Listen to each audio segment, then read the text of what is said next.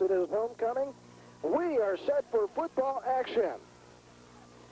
Redland kicking off from the 40. It's a squib, hits a Middletown player. It's loose on the field, and Redland comes up with it.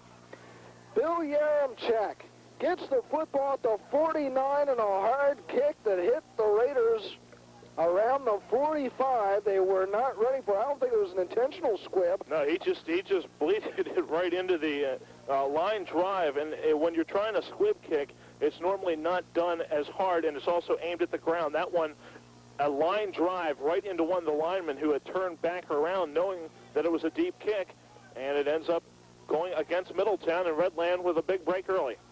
Well, the quarterback is Tommy Moon, and he will give up the middle and no gain on the play by Leroy Miller.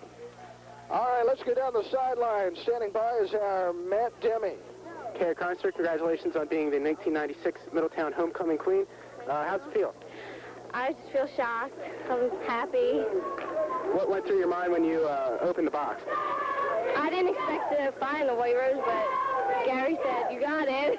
He told me to pick that box, so I got it. Well, congratulations. Thank you. Back upstairs. All right, thank you very much, Matt Demme, Kerry Chronister, and Gary Dirk. Winning homecoming couple, I guess you could say, as he is escorting her.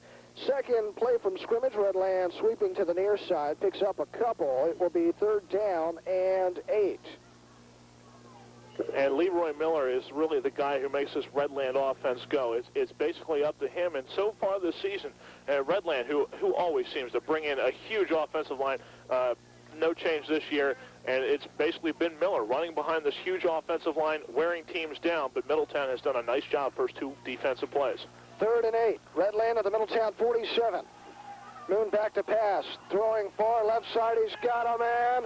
It is complete for a 1st down to about the 23-yard line. And it was either Bill Baker or Mike Treader who left the man unattended over there. Well, that would be actually Corey Pristello over there on the coverage. And he had good coverage. The problem was Tommy Moon threw that ball so poorly that time from Redland that Bill Yaramchak, looking back into the backfield, knew when his quarterback was going to throw the ball and was able to adjust to the ball better than Pristello, who slipped a little bit trying to come back to the ball. Yaramchak open for the catch. Shamanek, Miller in the backfield in the eye. Play action, Moon back to pass under pressure, scrambling left. He is sacked. He fumbles, but it goes out of bounds. They will mark it back to the 29-yard line, but good pursuit by the Blue Raiders. Yeah, Glenn Schaefer and also Damian Floyd. It'll be Schaefer who gets credit for the sack that time. But Middletown just going right through the offensive line. The one thing the Middletown defense really has a lot of advantage in with these big offensive linemen is they have a lot of quickness. And whenever Moon goes back to pass, those defensive ends, Floyd and Schaefer and Tyrone Newton, when he's in the game at defensive end, really do a great job of rushing the quarterback and keeping containment. 2nd down and 17 at the 28. Moon draw play up the middle, and it will be Miller stopped at the 25-yard line. A gain of a few brings up a 3rd down and 13 for Middletown, or rather for Redland. Well, Tommy Moon has been far from impressive this year, but when you consider the fact that he's coming in for the injured quarterback who got injured in the preseason for Redland, he's very young, very inexperienced, and has not done a bad job. He's just not the focal point of this offense. Trips to the near side for the Patriots. That's 3 receivers with the single setback. 3rd down, 13, flags thrown. Moon back to pass, unloads down the middle. He's got a man wide open. Touchdown, but it may be called back against Redland. They did not look like they were lined up properly. And that's probably what it's going to be. Yep, it will go against Redland. But once again, another wide open receiver. And we saw this last night in the game between Lowerdorf and Mechanicsburg, where Mechanicsburg would line up a lot of wide receivers, and that causes matchup problems for a team because at the high school level, you're not looking at a nickel defense necessarily in the game in a 3rd down and long.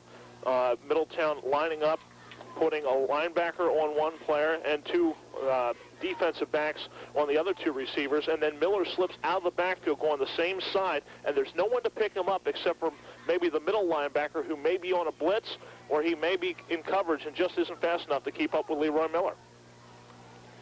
They're down again for Redland at the 30. Moon again, back to pass with Trips. Throwing down, he's got a man again wide open. This time it's a touchdown for Yaremchuk.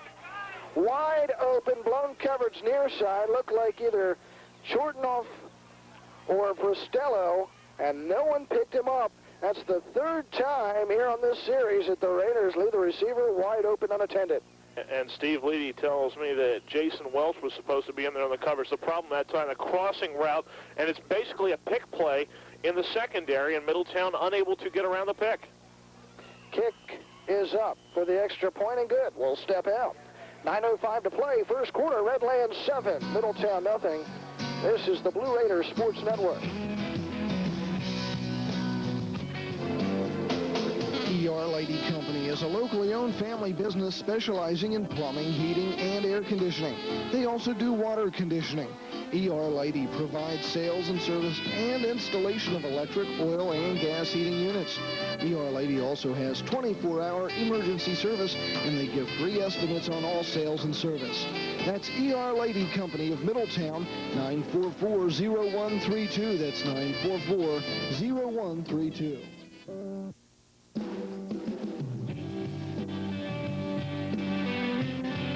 Well, Redland jumps out first, 7-0 at Middletown's homecoming.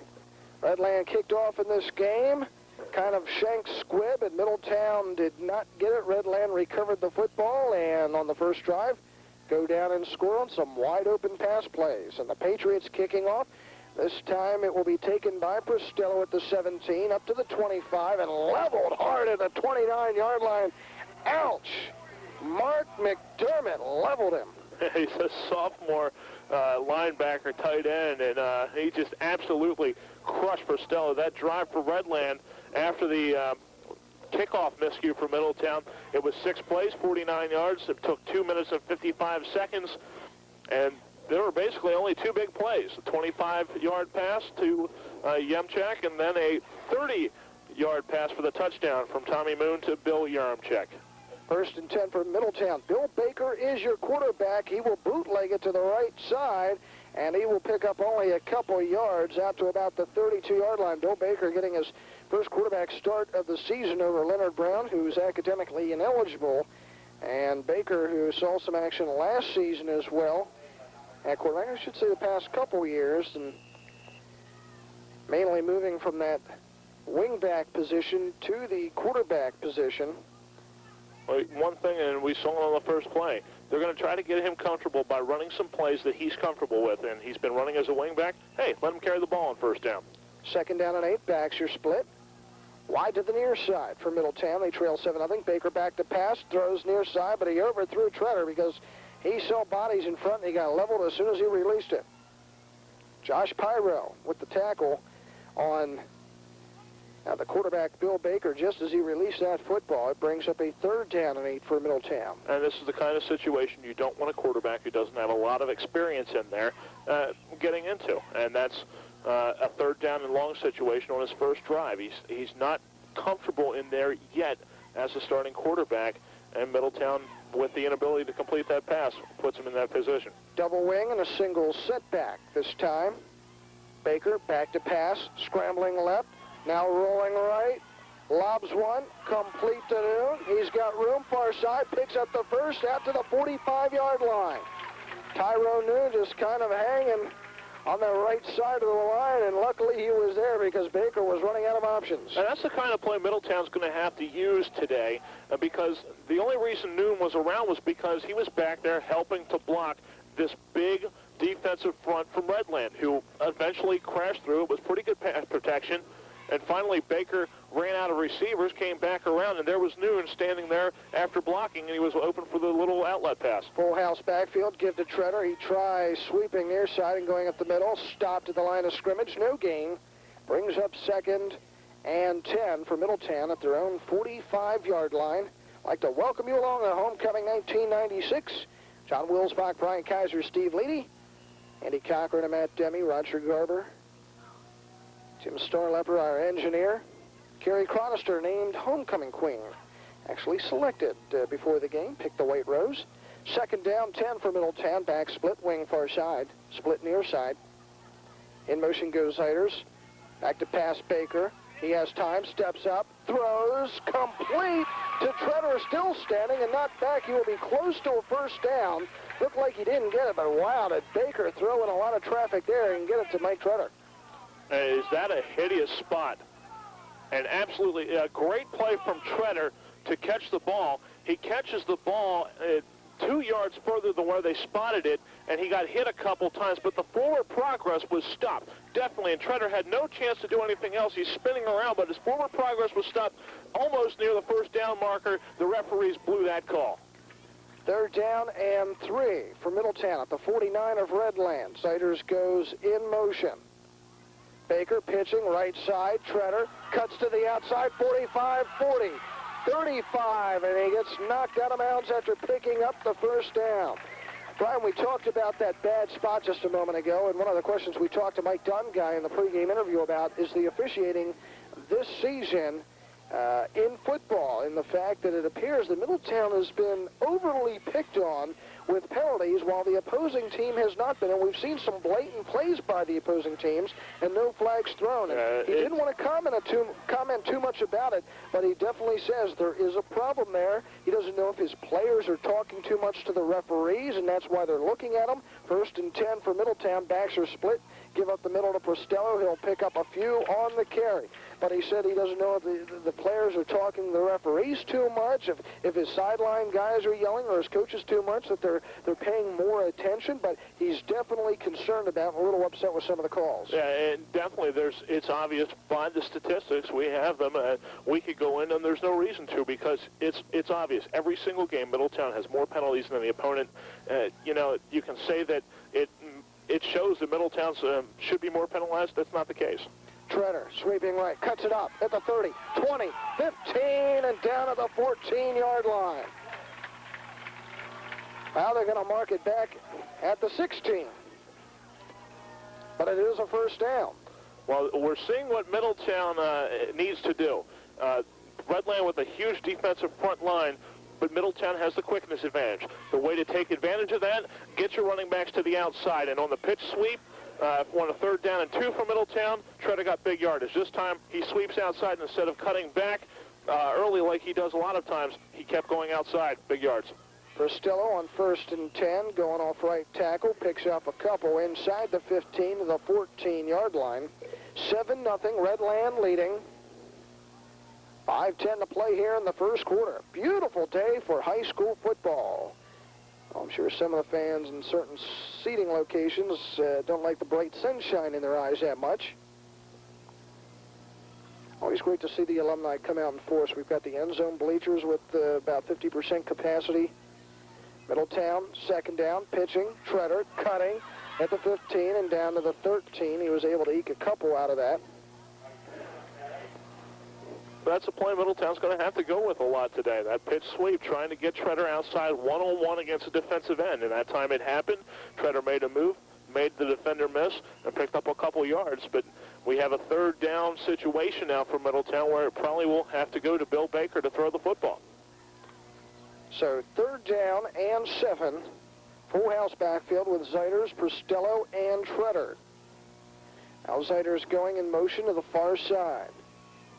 Baker back to pass, throws down the middle. It's up and touchdown. Tyrone Noon jumped right over top of Matt Vance, pulled the football down, and the Raiders are on the board. And that size advantage there. We've been waiting for this moment to happen where Middletown uses Tyrone Noon's size to their advantage. Tyrone Noon, 6'4", Vance, 5'10", a 6-inch advantage, and it showed there in the end zone as Noon able to outleap Vance, a high pass thrown by Baker, and exactly where it should be. Touchdown Middletown, and with an extra point, they can tie this one up. Well, the Raiders too busy celebrating, and now total confusion with the extra point, call timeout. We'll step out. 4:09 to play.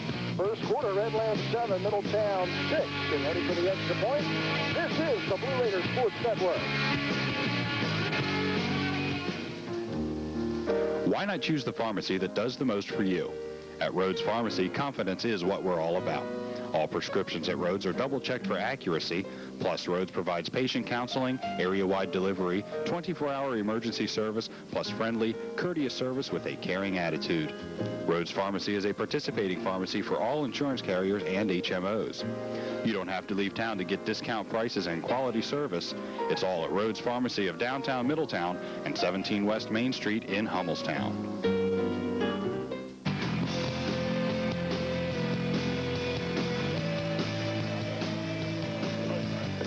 Welcome back, Middletown Memorial Field. Middletown has scored and will go for the extra point conversion. It will be a 2-point conversion. Scott Kleinpeter, who's involved in an accident this week, not kicking today. Bill Baker, back to pass for the extra point. Looks right, then turns left, throws, touchdown, extra point to George Perry. George Perry catches it left side of the end zone. With a 2-point conversion, and the Raiders lead at 8-7. Touchdown, extra point. Well, it's a touchdown in the end zone for the extra point. Okay. How would you have called that, Mr. Kaiser? The 2-point conversion is good, but, you know. It's not exciting enough. Well, you can make it exciting. It's vocal inflection. That drive for Middletown, 11 plays, 70 yards. They answer the Patriots right back with a near 5-minute drive. Bill Baker on the drive, 3 of 4 for 31 yards. Mike Treader had 2 15-yard carries, ends in the Middletown 13-yard touchdown pass from Baker to Tyrone Noon, and then the George Perry 2-point conversion reception from Bill Baker. Middletown up 8-7, and we're seeing right now, John, the fact that Middletown sees a couple things in exactly what I said at the beginning of this game. Middletown needs to run plays that are a strength and make Bill Baker a better quarterback, plays that will give him success. They did that with the sweeps to Treader on the outside, using the speed, and then they did that with the size of the tight ends on the touchdown pass to Noon, and also to Perry on the 2-point conversion. Nick Chortnoff, who does the punting duties, taking over the kickoff duties now for Middletown. He'll approach, he'll boot, it's low. It'll take a funny bounce and bobbled at the 23. Running up the middle for Redland is Anthony Black. He'll get out to about the 41-yard line, and that's where the Patriots start off with Middletown leading 8-7. Middletown with the top scoring defense in the Mid-Penn area this year, but Redland came right down and was able to score against them on their first drive. And we saw last week it was Mechanicsburg who had success early throwing the ball deep. Middletown changed the coverages up, and as the game wore on, the running game was more effective for Mechanicsburg. We'll see if Redland is able to continue passing the ball well. First and 10, Moon will give up the middle. And a gain of a couple yards for Adam Shamanek. This Redland offense it looks like a machine out there because everyone goes through their fakes. That time, there were 3 options on that play. Middletown runs the same play where they either fake or give the fullback dive, but also they fake the sweep or run the sweep, and the quarterback fakes a bootleg. And everyone did their job that time for Redland. The problem is Middletown defense did very well. Second down and 8. Slot near side. Backs are split. Moon, long count. It's going to be a halfback pass. Miller, long throw down the near side. Man wide open. He'll dodge one, and Chortnoff will bring him down at the 15-yard line. Caught by Matt Vance, but how could you not read that as the handoff to Leroy Miller, and he just kind of lollygagged to the near sideline and then pulled up the throw. And again, we see poor coverage on the part of Middletown secondary. They have yet to have any coverage in this game. I don't know what Nick Chortnoff was doing over there on that side because he looked the entire time. He had dropped back a good 15 to 20 yards to cover the receiver. Saw the receiver Vance coming towards him, saw Miller rolling out and not doing anything, and chose to go after the running back who was a good 15 yards up the field instead of covering the receiver. First and 10, give to Miller. He fumbles the football, and Middletown comes up with it. Raiders recover the football around the 15-yard line as Miller fumbles it. It was Mike Treader who got on. There's a penalty flag, but it is against Redland, and Middletown will have the football. And in that case, Moon and Miller never got the handoff cleanly that time and just bobbled it right out of his hands, hit his leg, and kicked forward, and Middletown able to get on it. Back to the pass defense. I wonder if the Raiders have changed their pass defense since Leonard Brown is not playing in this game in some way. That's quite possible, but it's the cornerbacks who are getting burned right now, not the safeties. 1st and 10 for the Raiders offense at their own 15. Backs are split. Wing near side is Zayers. Bill Baker, your quarterback, will give Treader sweeping near side, and he will pick up only a yard or so on the carry as Middletown leads 8-7 late here in the first quarter. I'll tell you what, John, the pass from Miller was pretty dang good.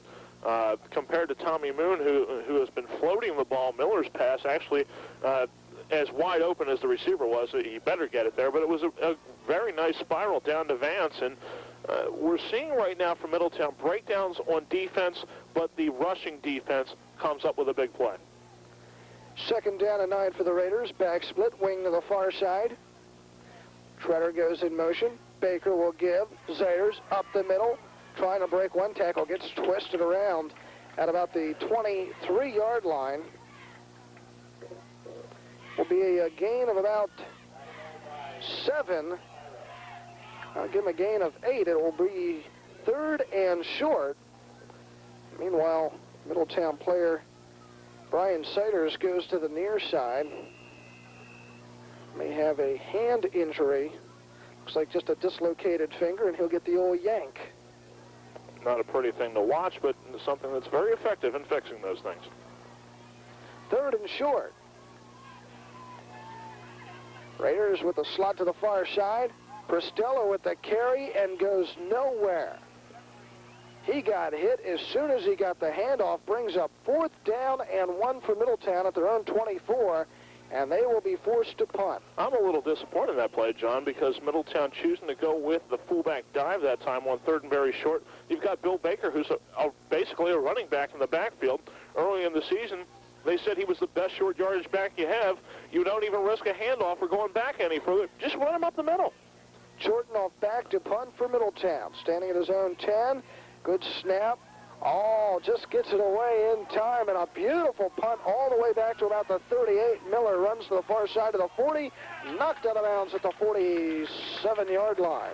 Lauren Davis with the tackle there. I don't know how Chortenoff got that one off. There were 5 guys around him, and obviously he was concentrating quite strongly to get such a nice kickoff. Sometimes when you see a lot of pressure on a punter, maybe he gets the ball away, but normally it affects his motion. Chortenoff, one of the best kicks we've seen him have all year. It was a good snap. He had no time back there. Redland came in quickly around the sides. All right, 1st and 10 for Redland. Middletown leading 8-7. Your new quarterback for Redland now, Mike Bircher, 5'9" senior, taking over the reins. Backs are split. Bircher straight back to pass. Quick throw to the near side. That is complete to Derek Lucas, and he will be close to a 1st down in Middletown territory at about the 44. It'll be a yard shy. But I'm curious what's wrong with Moon. Yeah. And the fact that Bircher is in there. Well, the only thing I can think of besides the fact that if Moon is injured, if he's not injured, it's because Moon throws a high ball, Bircher throws a quick one. They may want to hit these little pop passes with Middletown dropping so far back in coverage right now. We saw that there with Chortenoff 10 yards off the man at the line of scrimmage. Yeah, the fact is, Moon was finding his receivers all the time, even though the arm wasn't there. Fumble on the snap, and Bircher has to dive back into the pile, but he does not get it. The Raiders will recover the football as Bircher lost it on a bad snap. Or just a bad grab off the snap. Well, when you change quarterbacks, you run that risk because it's a center and a quarterback who's not as familiar with snapping the ball to each other, and you see a bad exchange there. And if Moon's not injured, it's a bad move from Bill Chase, coach of Redland. Obviously, we would think he's injured. Let's go down quickly to Andy Cochran. Thank you very much, John. Brian Siders just suffered a dislocation at his second joint, which is the DIP joint. He will return to this game back upstairs. And that was, of course, in the fingers, and back to pass Baker on 1st and 10. Throws right side, Sayers wide open at the 45, knocked out of bounds at the 41 of Redland. And our crack team statistician down there, that being... where am I going with this? I'm trying to say that that's what I'm trying to figure out. Andy Cochran, with his brilliant vocabulary, they're talking about the DUI joint, or I don't even know what he's talking about, but it's a finger injury for Ziders. He's back in there. Middletown 1st and 10 at the 41 of Redland. Backs are split, slot near side. Bill Baker giving the treader, sweeping near side. He's at the 40 and knocked down at the 36. And we're seeing Middletown running that sweep play very effectively, using Baker's strengths, rolling him out for the pass plays. Just a very fine coached game so far offensively for Middletown. We've played one quarter. We'll step out. It's Middletown 8, Redland 7. Back with the second quarter on the Blue Raiders Sports Network.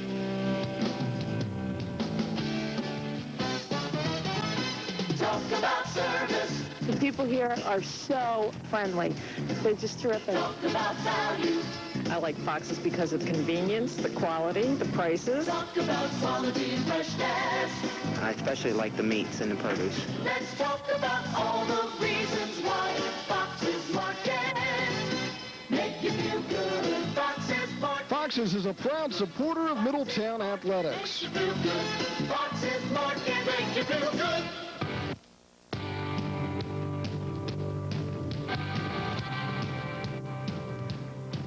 Beautiful day for homecoming, Middletown Memorial Stadium. Glad you can join us.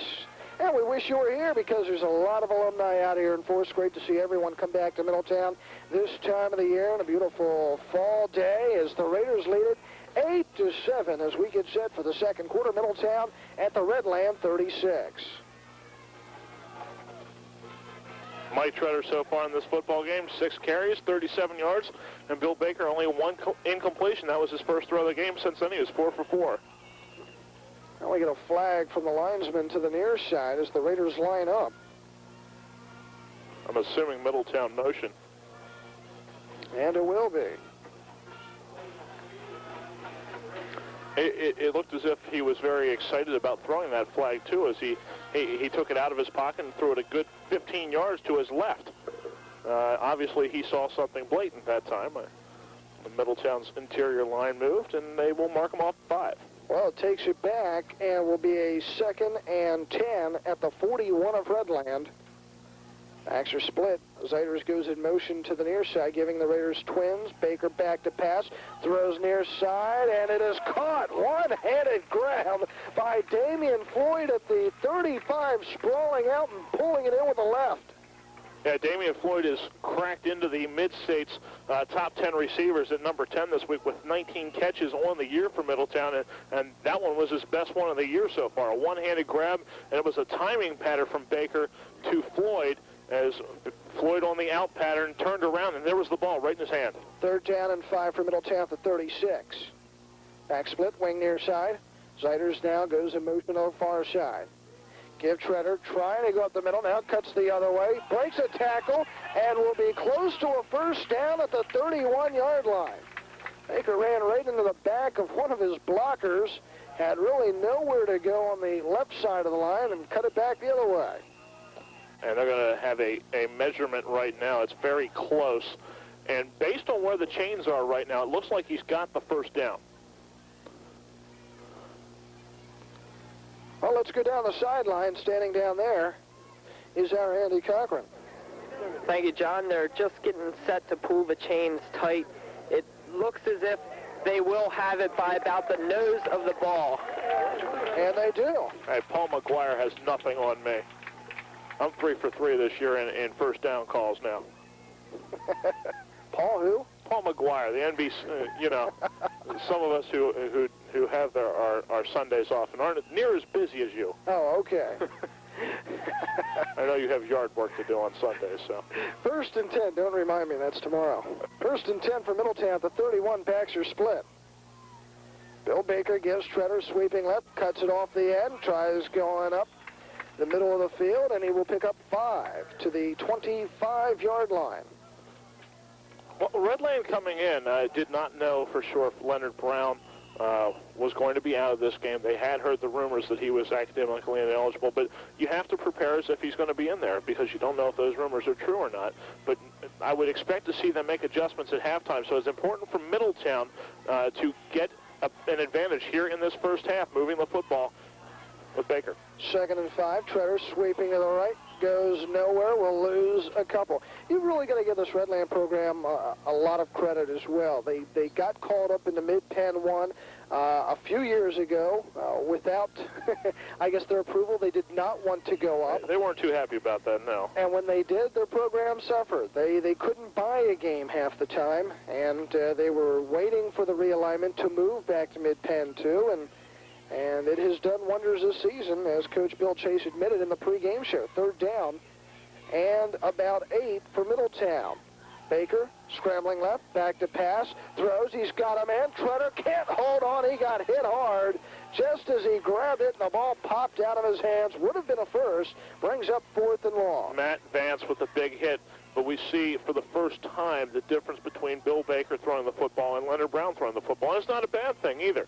It's just that Leonard Brown has that ability to zip a ball in there, where Bill Baker just doesn't have quite the arm strength of Leonard Brown. The ball floated a little bit and gave Vance time from his safety position to come up and make that big hit. 4th down and about 9 for Middletown, and they will go for it at the 29 of Redland. Slot near side. Baxter split. The Raiders lead 8-7.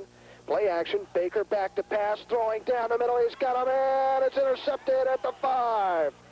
He was looking for Corey Bristello, but the ball was not thrown with a lot of speed, and Matt Vance able to catch up to it and pull it down. Well, that's not a bad pass that time, and actually it's an advantage for Middletown there. The interception, Vance made a great grab of the ball. The problem is it cost his team 24 yards that time, and Redland now backed all the way inside their own 5-yard line instead of having at least not bad field position. Now, with the interception, it hurts Redland more than anything else. Middletown wasn't going to get the first down if Vance just knocks the ball down or just plain drops it. And Redland has better field position. Moon is back in at quarterback with a trips to the right side. He will give up the middle to Miller, who finds a big hole out to the 11-yard line, a gain of 6. Early second quarter, 8-7, Middletown with the lead. Mike Bircher, who has been lining up from time to time in the slot, you have to wonder why he was in there. If it was an injury or not, it does not appear that that was the case because Moon right back in there at quarterback. Maybe he just did something shortly. We don't know, but a fumbled exchange gets Moon right back in there. Baxter in the eye, twins to the far side. Moon, quick snap, give up the middle again, and it will be Miller once again getting out to about the 15-yard line. And he's got a first down for Redland. They're going to look real quick. Yep, they'll give it to him. Does that make you 4 for 4 now? I'm money. It's these new glasses. That's what it's got to be. 8-7.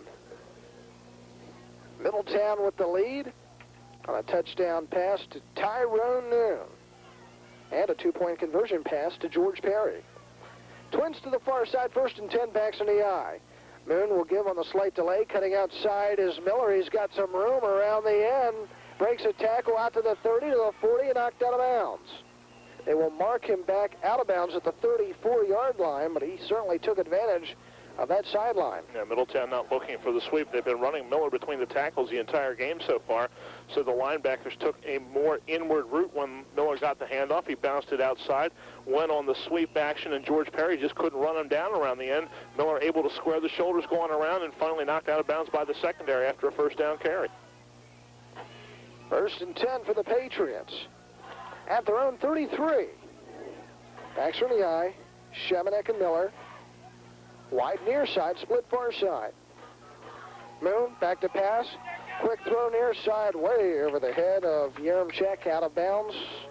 Incomplete, 2nd and 10. Moon looks like he's hobbling a little bit over there, just limping just a bit. and maybe that's what happened before. That pass well off the mark. He also was looking for his wide receiver, Bill Yaremchuk, who has a touchdown this game already, but Yaremchuk only 5'6". He would have had to been about 7'6" to have any chance at that football. Well overthrown. So second down and 10. Twins to the near side with Yaremchuk and Lucas. Backs in the eye. Redland at their own 33. Moon straight back to pass. It's going to be the draw, and Miller looking, or check that. That's going to be Black. Looking to go outside, and then up the middle will pick up only a yard. Brings up 3rd and 9. That was not a good play to begin with. The draw play, Middletown has done a much better job this year defending the draw play than they have in recent years. And draw plays just haven't been open for teams. And that time, it wasn't really a good handoff to Black. He just sort of grabbed the ball out of the quarterback's hands and started running, and there wasn't anything there. 3rd down and 9. Trips to the near side with a single setback. Black will get the carry up the middle. Will pick up only a few. Or was that Miller? I believe that was Miller. Miller 23, Black 33, and it was Miller. It will bring up a 4th and 5. And Redland will bring in the punting unit. Back to receive for Middletown will be Treader and Baker standing at their own 28. Redland the punt. At the 27, Miller. High punt. Fair catch called for by Bill Baker at the 25, and that's where the Raiders take over. 7:04 to play. Second quarter, Middletown 8 and Redland 7. John Wilsbach along with Brian Kaiser, Steve Leedy. On the sideline, Matt Demme, John Redinger, and Andy Cochran. And our always infamous studio producer, Roger Garber. Middletown has it 1st and 10.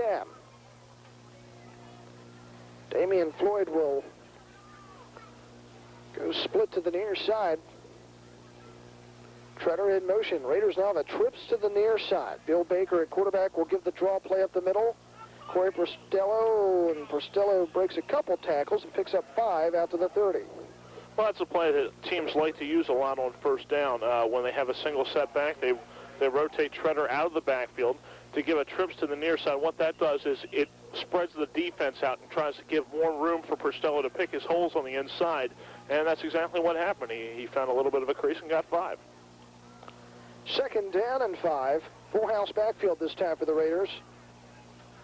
Now Zaders goes in motion to the near side out of the backfield. Quick pitch. Treader cuts, trying to move forward, but gets back to the line of scrimmage, brings up 3rd down and 5. And we see the opposite thing that time, where Middletown, in that situation, closed the formation in, put all 11 players between the tight ends that time, and tried to run a play to the outside. It didn't work that time, but that's the idea. They get everyone cramped inside and force them to use their speed on the outside to make that turn on the corner.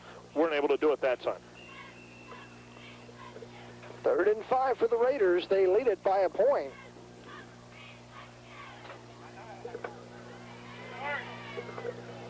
Damian Floyd will be split to the near side. Full house backfield. Baker. Play action. Back to pass. Has time. Throws. Complete to Damian Floyd for a 1st down at the 37. Now we get a late flag. And Tyrone Noon saying it's on Redland. That was a great catch from Floyd. He ran the little curl pattern that time. They're calling it an eligible man downfield. That flag was thrown after the play was dead. That's, and that's what we've seen all season long. That's just odd. And there was another flag earlier this year where they had a holding call, and the flag was thrown as the ball was snapped. I mean, that's the kind of thing we have seen this year, and we really don't want to belabor this point about the officiating against Middletown this season too much, but it's become obvious now. Yeah, in past years, folks can listen, I don't recall any year where we blasted refereeing at all. Never. For Middletown, this year it is just evident. 3rd and 10. Trips near side for the Raiders. Baker giving the Ziders, trying to go up the middle on kind of the delayed give, and he will pick up nothing, and we'll bring in the punting unit. 4th down and 9 for Middletown. And it was a big conversion that was taken away as well, as Floyd had the first down. Middletown could have kept driving the football. Instead, the penalty moves it back, and Middletown unable to get the first down.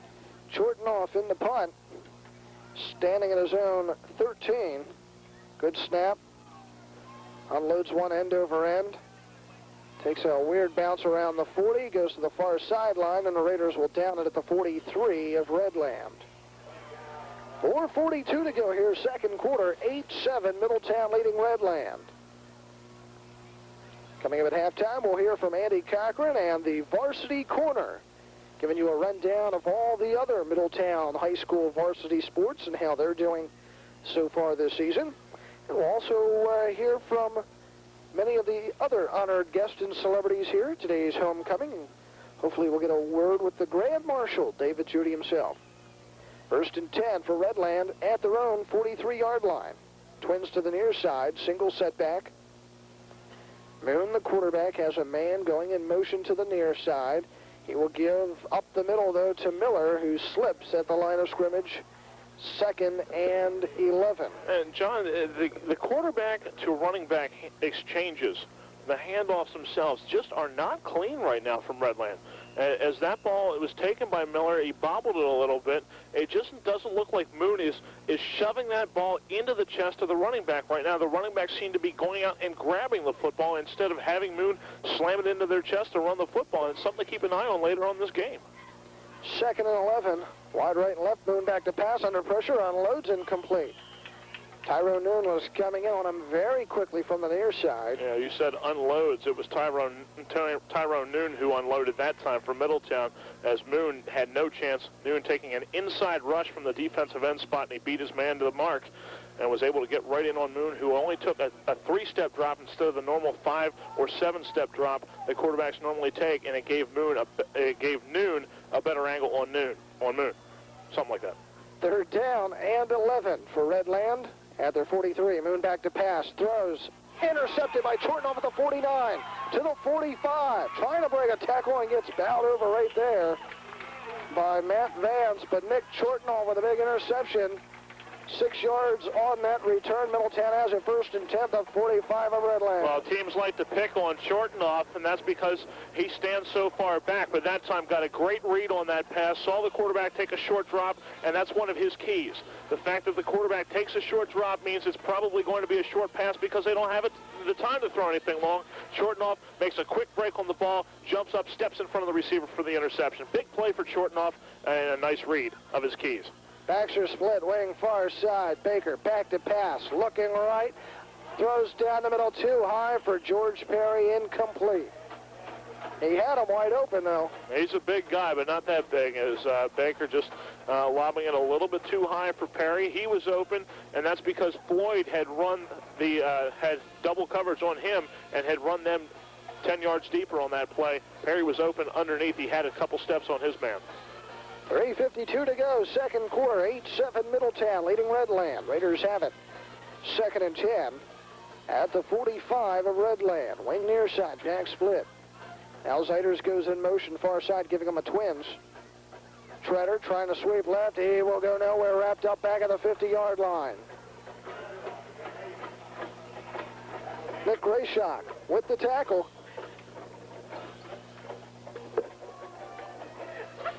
And Treader unable to find any room there on the outside. Loss of 5. As there was great penetration from the Redland defense that time. Brings up 3rd and 15. Middletown at midfield. Baxter split with a wing to the far side. Baker, play action, rolling right, looking, throwing deep down the middle, in coverage, incomplete. Knocked down as he was looking for Ziders in between coverage. It was double coverage that time, as the Vance, the safety, was looking long that time and almost stepped in for his second pick of the game. Instead, he knocks the ball down and is going to force Middletown to punt. So Redland will get the football back with 3:07 to go here in the second quarter. And interesting, Lauren Davis right now helping Nick Chortenoff stretch his leg out, his punting leg, on the field. He was holding it up, and Chortenoff was stretching. We'll see if it helps. Chortenoff will stand at his own 38, has the time, Low end over end taken at the 15. Yaremchuk out to the 20, to the 25, to the 30. He's got sideline, hit down by about 4 or 5 Middletown players at about the 38-yard line, but we've got a flag at midfield. Yaremchuk just did not want to go down. Oh, we're saying hi to our friend Kay Nye up here in the press box, in charge of all the floats for this year's homecoming parade. And we have yet another penalty against Middletown. It will probably be declined because it was before the kick was away, so Redland will take a very nice return from Yaremchuk, I'm sure. Will be a hold against Middletown, declined.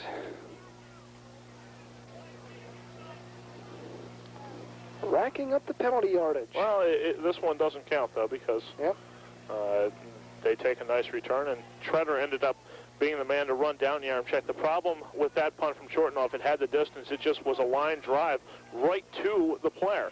And Yaremchuk able to grab the ball and immediately pick up good yardage on the outside. And it took Treader and 4 others to bring him down. 1st and 10 for Redland. At their own 38. Single setback. Change of quarterback again. Throw to the far side, and a gain of a few yards for Derek Lucas from Mike Bircher. I'll tell you what, John, that's the reason that they're going with Bircher right now. The fact that he throws a quicker ball out to the outside, he's better on those quick pop passes on the little plays to the wide receivers on the outside. And both times that he has been in a quarterback, that is the pass that they have gone with in there. Moon just does not have the accuracy on those passes. 2nd down and 7. At the 42, Twins near side, wing far side, single setback. Bircher, the Redland quarterback. Now has a man going in motion near side, flags thrown, and the play is stopped. This one has to be against Redland, or they don't stop the play. We're going to have motion. We're going to have false start against Redland this time. So it's 5 yards against the Patriots. Brings up a 2nd down and long situation. Clock at 2:08 remaining, 2nd quarter, 8-7 Middletown. Don't forget our football coverage continues Friday night, Middletown at Hershey Park Stadium to take on the Lower Dolphin Falcons. We'll be on the air at 7 o'clock for that one. Wide right and left for Redland, single setback. Bircher straight back to pass, looks, throwing down the right side, kind of a floater, and we will get a penalty against Nick Chortenoff. He jumped over the top of Matt Vance as the ball was coming towards him, and that's a good call. He did get a piece of Vance on the way. Both players are entitled to the football. The problem is you still can't make contact as a defensive back, especially since Vance had the position that time. He had the inside position. Both are entitled to the ball, but Chortenoff, not a good move because the ball was over both players' heads. Jumped up for the ball and jumped over top of the receiver, thinking the ball was going to come down. Instead, it'll be a 15-yard penalty against Middletown. Well, we thought Moon was having some strength throwing the football. That one there by Bircher was just lobbed up and a little wobbly. He didn't have much behind it. He's not a good deep passer. He does give them a better throw to the outside, which is what they were looking for initially from him. The quarterbacks are not there for Redland to beat you. They are there to complement the running back, Leroy Miller. He's not doing it right now on the ground. Middletown's defense is really shutting him down. 1st and 10 at the 48 of Middletown. Bircher throws right side. Caught. Down. Matt Vance. Gain of 5. And that's what they're going to have to keep doing with Bircher in there. They're choosing not to go with Miller with just a little bit of time left. They have to go back in the huddle to set up the plays because their quarterbacks just are not experienced enough to run a no-huddle right now for Redland. Now we'll get timeout on the field and we'll step out. Redland needs a break. 1:27 to go, 2nd quarter. Middletown 8, Redland 7. This is Homecoming on the Blue Raiders Sports Network. Metzler's Hillsdale Nursery in Londonderry Township has a variety of plants and flowers like hollies and azaleas. They sell young plum and crabapple trees. In December, don't forget that Metzler's has Christmas trees. They even have mulch. Metzler's is open 8 a.m. till 7 p.m. weekdays, 8 till 5 on Saturdays. That's Metzler's Hillsdale Nursery at Hillsdale Road and Gyers Church Road near Sunset Golf Course in Londonderry Township.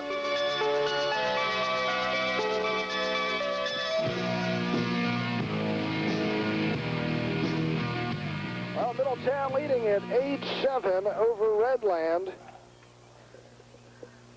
Raiders getting a touchdown pass in the first quarter from Bill Baker to Tyrone Noon, and then a 2-point conversion. That's what gave them the 1-point edge over Mid-Penn Division II leader Redland at this point. And the fact that Scott Kleinpeter injured in an accident earlier in the week actually benefits Middletown right now, because the extra point would have only tied the game. Instead, Middletown with a 1-point lead because of it. Slot far side, wide near side. Pyro goes in motion, runs into his own quarterback, Bircher, straight back to pass, turns, throws down the middle, tipped in the air, incomplete. Jordanov almost got it. Pass was intended for McDermott, but he couldn't hold on. That's a strange play that almost worked for Redland. The fact that it was broken at the beginning by the fact that the motion man and the quarterback collided in the backfield. And they rolled the quarterback, Bircher, out, found his man downfield, had a man, and just a little bit high on the throw, and it was a very nice throw downfield. It wasn't just a lob this time. This one had a little bit more zip to it. Just a little too strong for McDermott, and Chortnoff couldn't adjust enough off of his man, who was a little bit deeper, to come back for the interception. 3rd down and 5 for Redland. At the 43, single setback, wide right and left. Bircher back to pass, feels pressure, unloads down the middle, incomplete, and we will not get a flag, as it looked like Matt Vance kind of stumbled a little bit over a Raider. He tripped over George Perry over there on the far sideline, who was trying to help out, dropping into coverage, and the referees say incidental contact. There very easily could have been a flag that time. None thrown, and Redland will have a decision here, and they probably will go for it in this situation. 1:16 to play, 4th and 5. Here in the second quarter. And Moon's back in. And he has trips to the right side with a single setback. Now Redland wants the timeout. We'll step out. 1:16 to go. Middletown 8, Redland 7 on the Blue Raiders Sports Network. Experience Colonial Dining in one of Middletown's oldest buildings at the Colonial Inn. They've got home-style cooking with steaks, pasta, seafood, and their famous hot wings. The Colonial Inn features a large sandwich menu with daily luncheon specials. The Colonial Inn is cooking for you Monday through Saturday from 11 a.m. till 11 p.m. Stop by after the game with the score, and you'll get a special 10% discount on any food purchase. That's the Colonial Inn, Main and Union Streets in Middletown.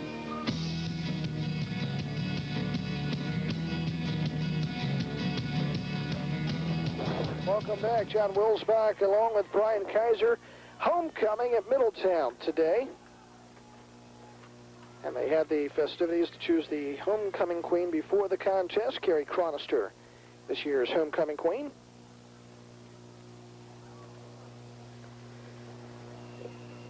Redland has a 4th and 5 at the Middletown 43-yard line. Yaramchek will go wide to the near side. Vance is wide far side, single setback. Bircher back in at quarterback. Straight back to pass. Now scrambles to the right, unloads deep down the right side. It's incomplete. Pyro fell down. Perry tried picking it off. Raiders will get the football back, actually in half-decent field position with 1:09 remaining here in the first half. It's a tough situation for Coach Bill Chase of Redland. You punt the ball away. You're in Middletown territory, but what it's going to do for you is basically absolutely nothing. You rely on the fact that you have a quarterback without a lot of experience for Middletown in there, and hope that your defense, with only 1:09 left to go in the first half, can shut them down and get you in halftime only down a point. Slot far side. Double give in the backfield. That's the counter crisscross, and Ray Ziders will pick up only 2 yards on the carry. Middletown will now call timeout. 1:01 to play, first half. Middletown 8, Redland 7. This is the Blue Raiders Sports Network. Daly's Golf of Middletown caters to the avid Blue Raider sports fan. Daly's Golf has minor engine repair, oil changes, new tire installation. In fact, they do just about anything automotive. The mechanics at Daly's, Joe, Mark, and Lou, will help you with your automotive needs. Daly's is open Monday through Friday from 5:30 a.m. till 9 p.m. or Saturday 7 to 5. Daly's Golf at the corner of Main and Spruce Streets in Middletown.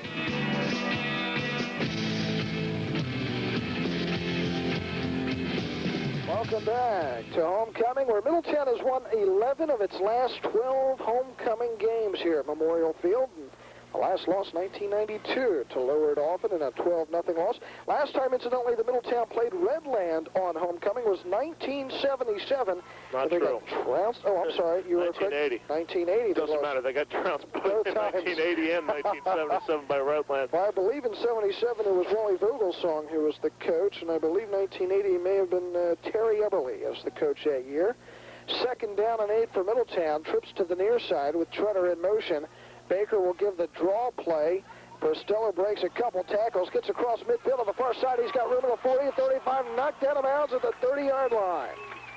For a second, it looked like that draw was not going to happen, and Costello made it. Exactly what I was going to say. That play didn't look like it was going anywhere, but Costello kept the faith, kept it going, kept the legs moving, and finally found a hole outside after a couple Redland players were diving at him out there and missing tackles. He just stepped through them and kept going to the outside and has a big gain, and now Middletown with a chance to score late in this first half. 52 seconds to play, second quarter. First down and 10 at the 31. Baker back to pass, rolling right, looking. He's got a man, Siders, but thrown too far in front. That stops the clock, makes it second and 10 with 47 seconds to go. That was good strategy from Middletown, too, to come out there on your own side of the field. You run the ball a couple times, see if you can pick up a first down. If you can, fine. Then you put the ball in the air and try to score it. If you can't, you're running clock anyways, and you punt the ball back to Redland, make them take it a little bit deeper in their own territory and have a longer field to go. Just make sure you get into halftime with the lead. Second and 10, back split. Siders in motion to the near side. Play action. Baker in the pocket, steps up, wants to run, breaks a tackle. The 25, he fumbled the football, and Redland gets it back. Bill Baker coughs it up. Redland will get it back with 37 seconds left to go here in the second quarter. I'll tell you what, John, there was a very blatant hold that time against Redland. One in the open. As Tyrone Noon was breaking off the line of scrimmage, somebody grabbed his arm. I didn't see what number it was, but somebody grabbed his arm and swung him all the way around, and it stopped him from getting out into his pattern, and Baker was looking over in that direction. That may have been why he didn't have anybody to throw to and chose to step up and run it himself. No flag that time. First and 10 for Redland. Berkshire in a quarterback. Backs in the eye. 8-7, Middletown leading. Patriots long count. Give Miller up the middle. He will pick up only a couple yards. And it appears that that may be the last play here at halftime, as Redland is in no hurry to get in the huddle or come out of the huddle. Clock counting 18 seconds. And it appears that should be it. Yeah, both teams going to be content to go into the locker room with an 8-7 Middletown advantage. An impressive half for Middletown as they played to their quarterback, Bill Baker's strengths. Well, we will come back with the halftime show here at Middletown's Memorial Field at homecoming. Middletown 8, Redland 7. Stick around. The fun's just beginning on the Blue Raiders Sports Network. They're America's most... Their names are Doug, Bob, Sherry, and Nancy. You can find America's Most Wanted at the Olmsted Plaza Barbershop. They have the look for every man, woman, or kid. If you need a haircut, style cut, or perm, make it the Olmsted Plaza Barbershop at the J Plaza. Open Monday through Friday from 8 until 7, Saturdays 8 till 3. The Olmsted Plaza Barbershop is a proud Blue Raider sponsor. A family-owned business for over 139 years, the Press and Journal. If it involves the Middle, you can bet you'll find it each and every week in the Journal. Each week, the Journal happenings in the area, ranging from sports, police, action taken at local government and school board meetings. Turn the page for thought-provoking editorial to the editor and entertaining feature stories. In addition, the Journal offers its readers a wealth of products and services offered by its family of local advertisers. Add to that the classified ads, yard sales, public sales, and free exchange column, and it's easy to see why the Journal is virtually indispensable. The Journal is available at a newsstand near you, or subscriptions are available at 944-4628. Discover what the Journal's readers already know about what's happening in Middletown Middletown, the Press and Journal. Turn to us for the news.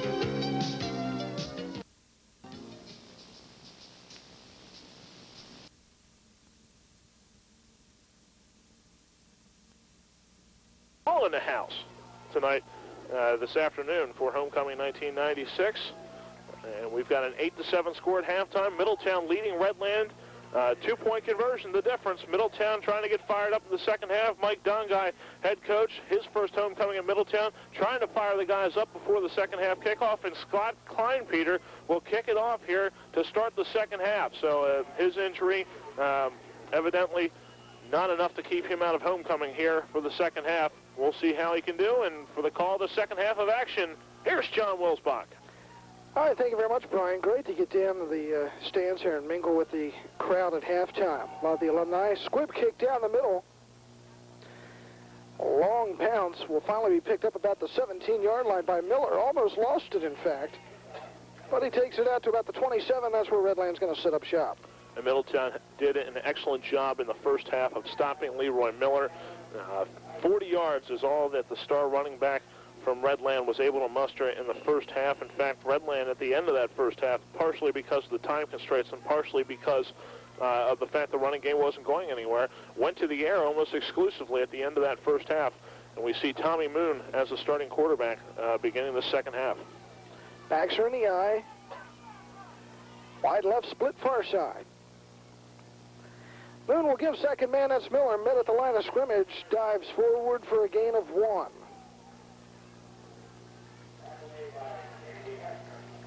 Miller coming into this game averaging well over 100 yards per ball game.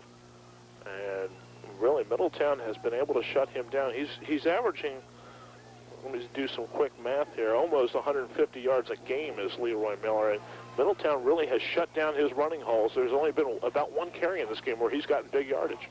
Backs are in the eye. Slot near side. Moon back to pass. Now scrambling to the right. He will be jumped from behind by Damian Floyd and loses 4. Again, we're seeing the quickness factor from Middletown on those defensive ends between Floyd, Schaefer, and also when he's in there, Tyrone Noon, able to get in the backfield and really force the quarterback to rush things and be forced out of the pocket that time. Moon had somebody open, but Floyd got there so quick he didn't have time to set up and throw the football, had to scramble, and Floyd able to run him down before Moon could get out of the pocket. Third down and about 13 from the 25-yard line for Redland, their own. Twins near side, Moon back to pass. Throwing across the middle, it is incomplete, almost picked off by Bill Baker. Yeah, Baker, actually it was Mike Treader who called Bill Baker, who was lined up at outside linebacker, and said, Bill, hey, we've got twins out here to the near side. Get out there and cover one of them. Baker finally got over there right before the ball was snapped and got out there, never really set himself. If he would have, he may have come up with that interception because he turned around on the coverage and bang, there was the ball in his hands. So fourth down, punting unit is in. Miller boots this one all the way at the 42, taken by Baker, running back behind the 40, and he's back all the way at the 35. You've got to go upfield, and Baker went back. Yeah, they call it north-south running when you're going up and down the field. You go north and south, not east and west. And that time, actually, Baker went due south, straight backwards, as he was running to the sides, running and losing yardage the entire time. So first and 10 for Middletown. They lead at 8-7 early here in the third quarter. Raiders at their own 35. Bristello off left tackle, rather off right tackle, will pick up only 1 on the carry. And they ran the little motion that time. They tried to run the option series there with Baker, and he gave to the first man through and faked the option around the side. And again, we're seeing the Middletown coaching staff doing a nice job of calling plays that give Bill Baker the best chance to succeed as a quarterback. The short passes, the running plays, series that he is very comfortable with as a quarterback. Baxter split with a wing to the far side. That's Chris Rogers.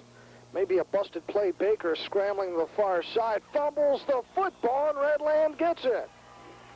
Second fumble of the contest for Bill Baker.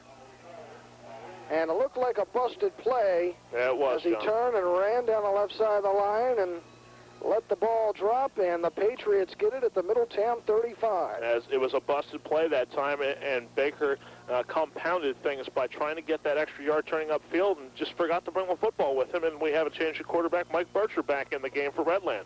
1st and 10 at the 35 of Middletown as Redland. They trail by a point, backs in the eye. Bircher will give second man Miller, cutting to the outside, not contained. He'll get around to the 30 and taken down at the 26-yard line. Even though it was a big gain, he's probably going to be just short of the first down that time. That was a very nice play from Corey Pristello at the corner because he was being blocked by Bill Yaremchuk, the wide receiver of Redland, and blocked him downfield pretty well. And Pristello jumped over the top of Miller, of the blocker, to get Miller, grab him around the shoulder pads, and stop him short of a first down. 2nd down and 1 for Redland at the 26-yard line. Backs in the eye. Slot near side. Give Miller. He will be stopped shy of the first. No gain on the carry. It will bring up a 3rd down and a yard. And just good penetration from the Middletown defensive line. They have done an excellent job of any time that Miller runs between the tackles of stopping him. It's been when Miller goes to the outside, which he doesn't do a whole lot, but when he goes to the outside, that's when he has gotten his yardage in this game, and the new tailback is Kwok Tran. Tran is lined up as the tailback. He will get the carry, fumbles the football, line of scrimmage, it's loose, and Middletown gets it. So Tran checks in. Ball was put in the gut, but he didn't hold it. And that's one of those things that, I mean, it doesn't matter if he's your best short yardage back or not. He's not a guy who has been playing a lot of offense for this team in this game. Go back to Miller. If you're just rely on your offensive line to pick up that 1 yard for you. If they can't get that 1 yard with Miller back there, who's such a great back, they're not going to do it with Tran either. Raiders 1st and 10 at their own 24. Backs are split, slot far side. Baker gives, Treader sweeping left, trying to cut it way outside, breaks a couple tackles, still standing up to the 30, and taken out of bounds at the 34-yard line. And that's just plain toughness from Mike Treader that time, breaking about 6 tackles going around that end and being very close to a first down on that carry. Just sheer determination, kept the feet moving, and Redland arm tackling, not putting the body behind it, and Treader's going to break a lot of those tackles. That turnover for Redland was their 4th in the game so far. Middletown's had 3, so a sloppy game, but one that the defense is really forcing some turnovers, and that's what we're seeing so far. They'll mark it about a foot short of the first down, so 2nd and short for the Raiders. They lead 8-7 with 8:18 to play here in the 3rd quarter. Redland, John, I feel is making some substitutions that we haven't seen this team before this year, but still, they're making substitutions that don't make a lot of sense. They bring Tran in a situation where he's given a chance to carry the football, but he hasn't been in there all game. He's put in a place to fail. Bircher earlier in the game, they bring him in to throw the football cold off the bench, and now they're using him more, but right away they bring him in, he fumbles the football. Middletown has given them a chance for success. 2nd and short, give up the middle. Corey Pristello picks up the first down to about the 37-yard line. And back to that point just briefly, John, the fact is Redland has given their players positions where they bring them in crucial spots and they expect them to produce right away.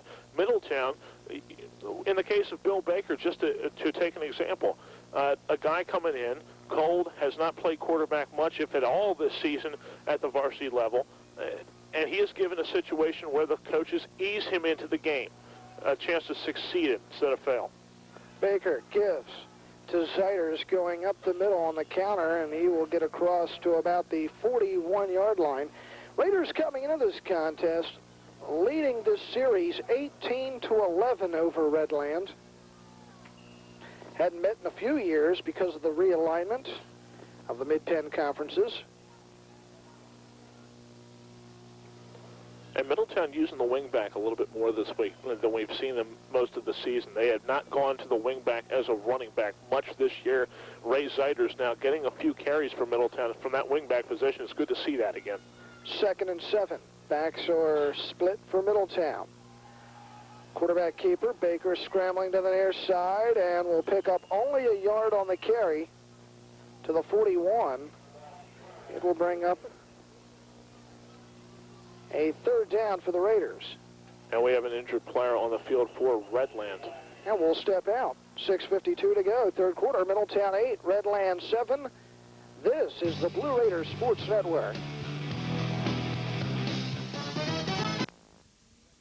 What happened was he got a shot to the back. There was some pain there. The doctors came out. They were just taking a lot of precautions, and they're going to take him to the hospital just to be safe about it. Back upstairs. All right, thank you, Matt. 1st and 10 for Redland at their own 40. Backs are in the eye. Slide to the far side. Bircher will pitch near side Miller. He will pick up 3 on the carry. It's strange with Miller. He's an excellent up-the-field runner. Now he's limping a little bit, left hobbling around a little bit. Looks like he twisted an ankle or something on that carry. He will probably stay in the game, it appears, right now. But he's been much more effective running to the outside, using some of his quickness, and Middletown's containment has not been great in this game because Redland normally runs between the tackles. 2nd down and 6. Backs in the eye, slot near side. Bircher will pitch. Miller sweeping to the right, now cuts back the other way, gets a block, picks up the 1st, and taken down at the 48. And that was over pursuit that time for Miller, as he went all the way to the outside, and Middletown's defense reacted to that play. Everyone trying to cut off the outside. It opened up a big cut lane that time for Miller, and he was able to pick up a big chunk of yards, 7 yards, and a 1st down. 8-7, Middletown leading. 5:10 to play, 3rd quarter. Patriots 1st and 10 at the Middletown 48. Backs in the eye, slot far side. Bircher, the quarterback. Long count, straight back to pass, looking right. Throws down the middle, man wide open, caught at the 25, moving the other way is Vance. He's at the 10, the 5, and down at the 1-yard line.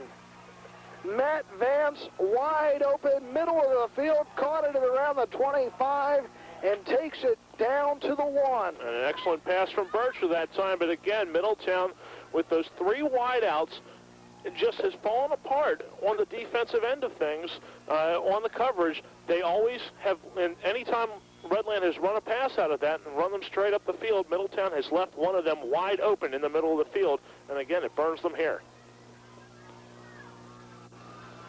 Bircher lines him up on the 1. Backs in the eye. Give Miller up the middle. He will dive. Touchdown. Redland, they retake the lead, 13-8. And that's just power football. Redland uses what they call their elephant backfield. They put 2 linemen in the backfield in the power I in front of Miller and just run right behind them. And you basically have 4 linemen in front of Miller on that right side, plus the 2 in the backfield. So it's 6 linemen leading a running back against a defense that didn't appear to shift at all to that formation. Redland's going to go for the 2-point conversion because Middletown was successful on theirs. They'll line up with the Twins to the near side, give them trips with Black in motion. Back to pass is Moon, lobs it near side, and it is no good. Black had to dive from the end zone back out to about the 1-yard line, and it is no good, but we do have a flag thrown, and appears to be against Redland. Middletown will decline. 4:01 to play here in the 3rd, and it is Redland 13, Middletown 8. So the Raiders will need either 2 field goals or a touchdown, even without the extra point, to take the lead. I don't think the field goal thing is going to happen today. That's a good point.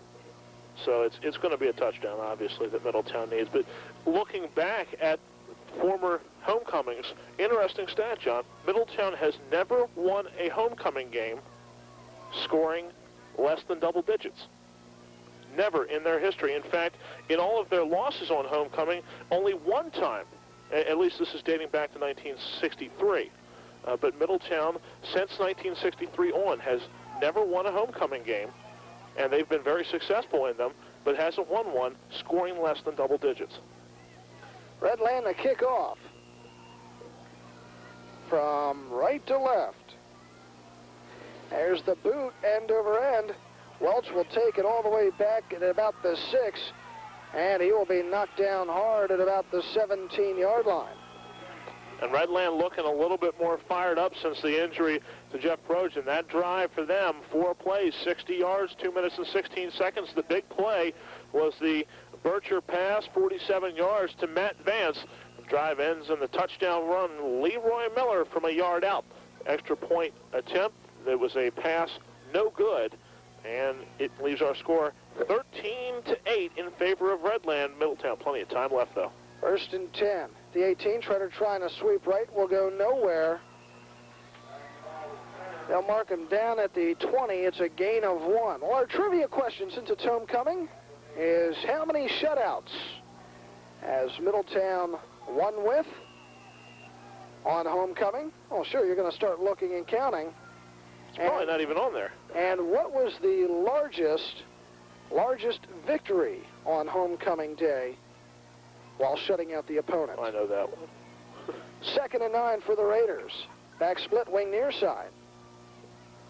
Baker, Prostello now cuts outside, and a shoestring tackle takes him down after he picked up about 4 on the carry. And Leroy Miller with the shoestring tackle there for Redland. Prostello almost bounced to the outside, but was just tripped up at the last moment. And it brings up a 3rd down and 4 for Middletown, and we've seen Middletown play very close to the vest here in the second half thus far. They haven't had many opportunities on the offensive end to do anything, but they have been running the football pretty exclusively, except when it's forced to put in the air. Big 3rd down and 4 for Middletown. Double wing, single setback. Raiders at their own 25. Baker, play action, back, throws down the middle. Tyrone Noon, it is knocked around and incomplete. Noon triple covered. Could not get it. And Matt Vance has played an excellent game in the secondary so far for Redland. He has an interception and has knocked down several other Baker passes. He's just freelancing out there, waiting for the ball to be thrown, knows that he has time to react on the ball because Baker's passes are not crisp. They are more or less lobs out there. And Noon was open briefly, even though he was triple covered, but Vance had time to react. Raiders to punt, shorten off, nice long spiral, be taken at the 39. Yaremchuk, nowhere to go, take it back all the way to the 36. So the Raiders keep Redland back about as best they can. The Patriots will get it spotted at the, we'll call it the 38-yard line. And it's important for Middletown to shore up that pass defense because the rushing defense has done a tremendous job stopping Leroy Miller so far. And it has been the passing defense against a team that's not supposed to beat you with the pass. That's what Redland's doing right now. 1st down and 10 for the Redland Patriots at their own 38. Backs are split, give up the middle, and a gain of maybe a yard for Miller. Check that. That's going to be Shemanek. No, we haven't heard much from Shemanek in this game, and he started the contest, was in there many times in the backfield. He's a starting fullback for this team, but the thing is about that, when you're leading a back like Leroy Miller, you're there to block, not to carry the football. When you run the football, it's supposed to try to cross the other team up. 2nd and 7, back split. Slot far side. Bircher gives Miller, sweeping right. Gains only a yard on the carry. Will bring up a 3rd down and 5 for Redland at their own 42. And again, it's going to be interesting what Middletown does coverage-wise this time, as I think Redland's going to go with the 3 wide this time, and it's a formation that's been successful for them in this game. Vance, Yaremchuk, and whoever else they choose to go out there. It's been Bircher off in this game. And we'll see what happens here if Middletown can have a big stop here. Bircher at quarterback with a single setback, wide right and left.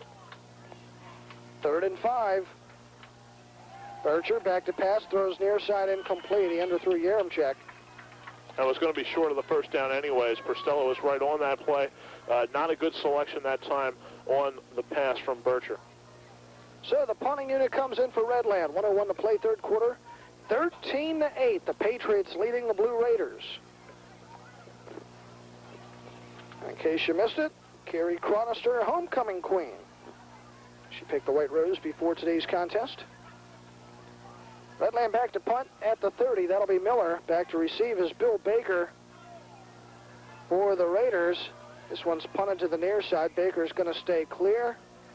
And it will be downed at about the 28-yard line. Check that, the 23-yard line. That's where the Raiders will set up. Well, that's nice coverage from Greg Hahn. He's a backup center for this team, and he's on the special teams for Redland. Flies right down the field, and he's the reason that Baker really didn't go over and make much of an attempt on that ball, because he got down the field so quickly that if Baker would have picked up the ball, Hahn would have been there to try to make the tackle. 51 seconds to play in the 3rd. 1st and 10 for Middletown. Treader and Porcello in the backfield. Zeiter is wide to the far side. Baker gives. Treader following the blocking. Gets out across the 25 to about the 27. And Middletown continuing to try to establish the run, trying to wear down the big guys of Redland, but it's just not working so far. They haven't had many chances so far in this 3rd quarter. Only 28 yards of total offense in this 3rd quarter. Middletown may have to mix it up a little bit more. Some play action on 1st down may be the cure for what seems to be offensive woes right now. 2nd down and 7 for Middletown. Baker gives Porcello, big hole off the right side, gets tripped up as he gets across the 30 to the 31. He'll be shy a couple yards. That will be the final play of the 3rd quarter, and we'll step out. Redland 13, Middletown 8. 4th quarter is coming up on the Blue Raiders Sports Network. Why not choose the pharmacy that does the most for you? At Rhodes Pharmacy, confidence is what we're all about. All prescriptions at Rhodes are double-checked for accuracy, plus Rhodes provides patient counseling, area-wide delivery, 24-hour emergency service, plus friendly, courteous service with a caring attitude. Rhodes Pharmacy is a participating pharmacy for all insurance carriers and HMOs. You don't have to leave town to get discount prices and quality service. It's all at Rhodes Pharmacy of downtown Middletown and 17 West Main Street in Hummelstown.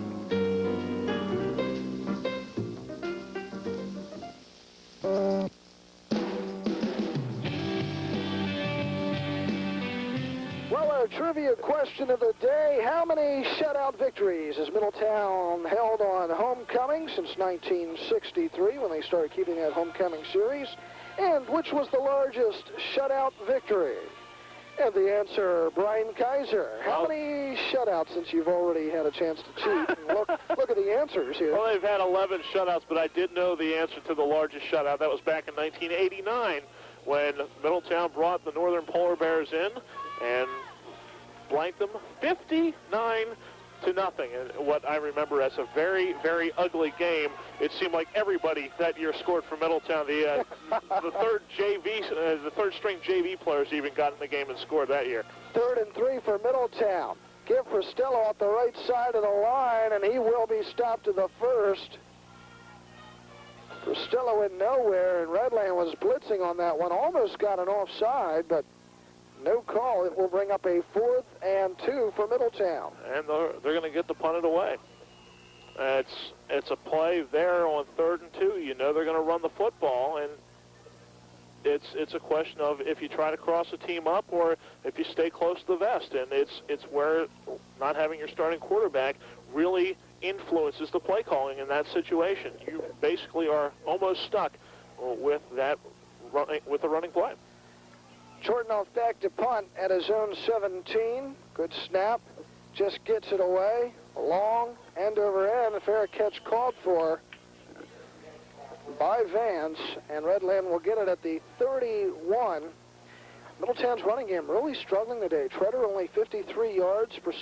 Corey Prostello with only 48 yards rushing. Well, you have to remember as well, John, and this is a Redland team now who realizes that without Leonard Brown back there at quarterback, that they have time to commit completely to the running game and not be worried as much about the passing game. And basically, Bill Baker has done an efficient job back there, but it just is not moving the ball through the air right now. 1st and 10 for the Patriots at their own 31. They lead 13-8.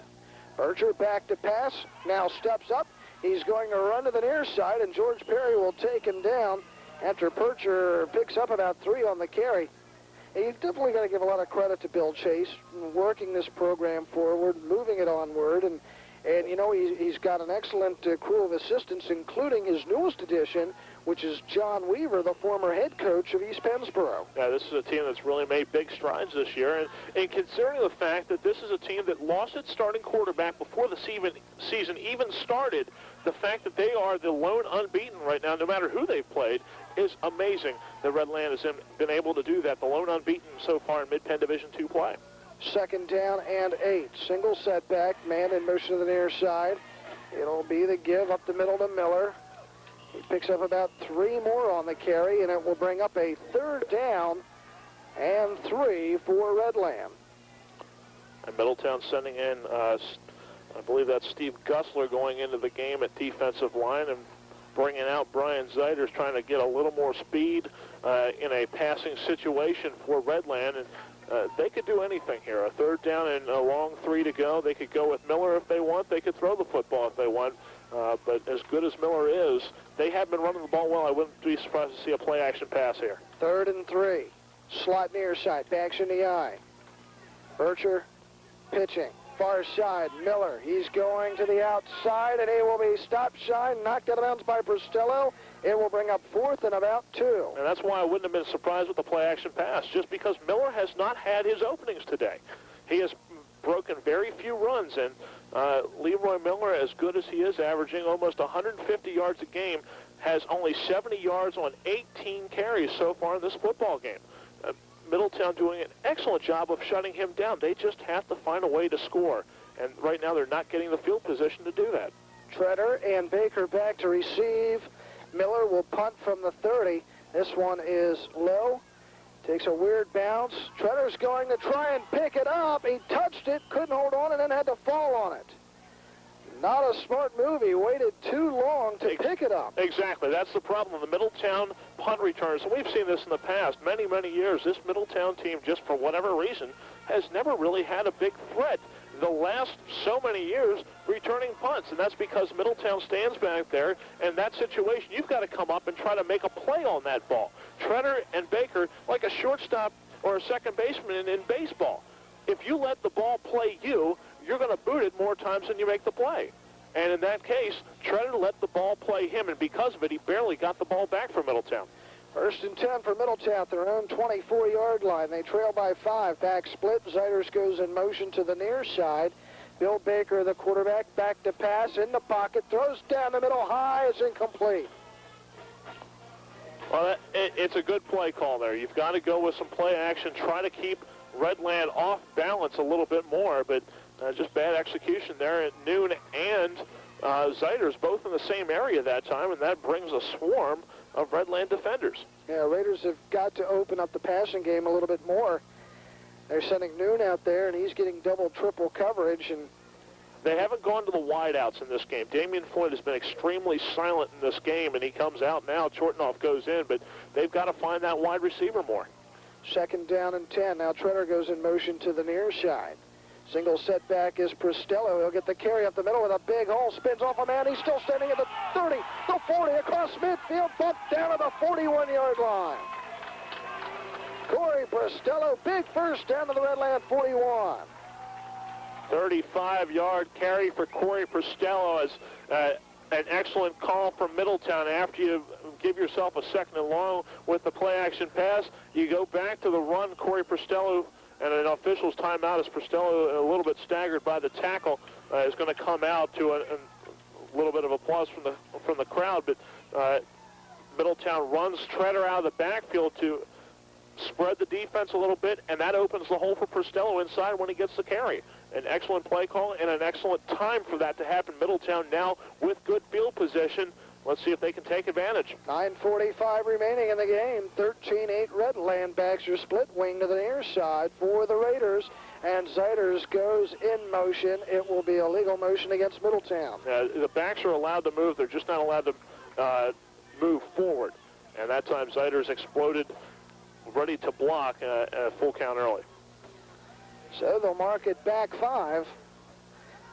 Talked about this in recent weeks. When the Raiders get on a roll and start threatening, they're always taken back with a penalty.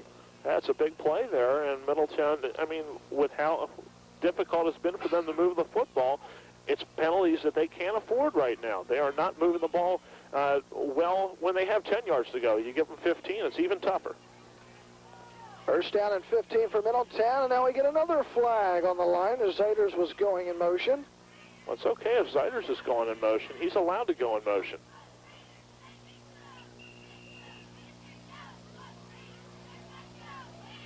Penalty's going to go against Redland. Too many men on the field, or? They're trying to get them to move back, and I don't think it's going to be a penalty.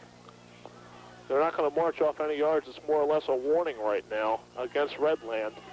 We've seen this often this year, where there's a box for the players that they have to be in between the 30s, and they have to be behind a line, which is behind the sideline, and if the players get too close, the refs take it and push them back. So it's still first and 15. Zeiters fumbles in the backfield. Redland gets it back. Zeiters goes in motion, tries going up the middle, and he never held on to the football.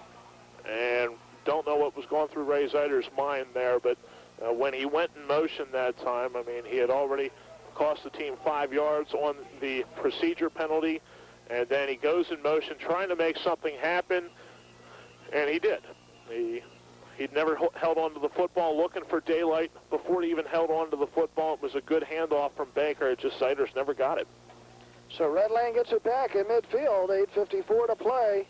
Redland leading 13-8. A lot of turnovers in this contest.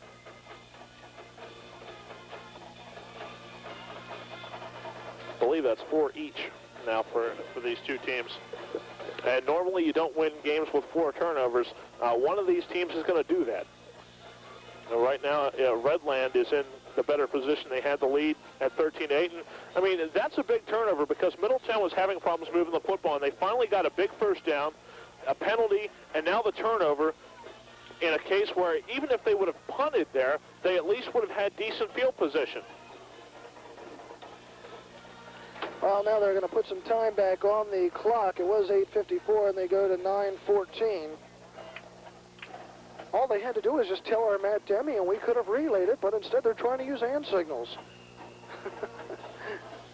You have to wonder. First and 10 for Redland. They lead it. They have it at their own 49. Baxter in the eye. Slot far side. Bircher in at quarterback. Bircher will give up the middle. Miller driving forward, following the blocks. Picks up 5 on the carry. They'll mark it in Middletown territory at the 47. Gain of only 4, second and 6. Now, this is a big series for Middletown. They have to come out defensively and try to get Redland to give the ball back up on a punt very early or get another turnover. I mean, anything is possible in this game. And right now, Redland choosing to go with Mike Bircher instead of Tommy Moon at quarterback. Second down and 6. Baxter in the eye. Slot far side. Bircher will give left side. Miller cutting, moving. Maybe gains a half yard on the carry. Good containment there by the Raiders. Yeah, and so many times you see certain people get credit for tackles, but in that case, Tyrone Noon from the defensive end spot didn't get the tackle, won't even get an assist. But still, on that play, he influenced Leroy Miller to go down where he did because he had the containment on the outside, forced him back inside, and defensive tackle Zeiters comes up, makes the grab, and Treader helped finish him off. Third down and 5 for Redland. Again, slot far side, Baxter in the eye.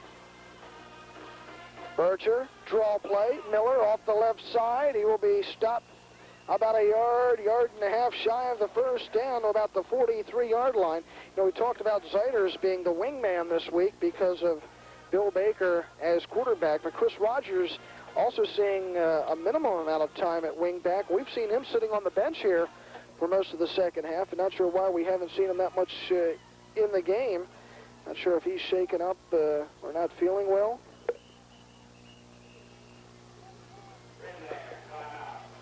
Now we've got timeout, Redland. We'll step out. 7:03 to go in the fourth. Redland 13, Middletown 8. This is the Blue Raiders Sports Network.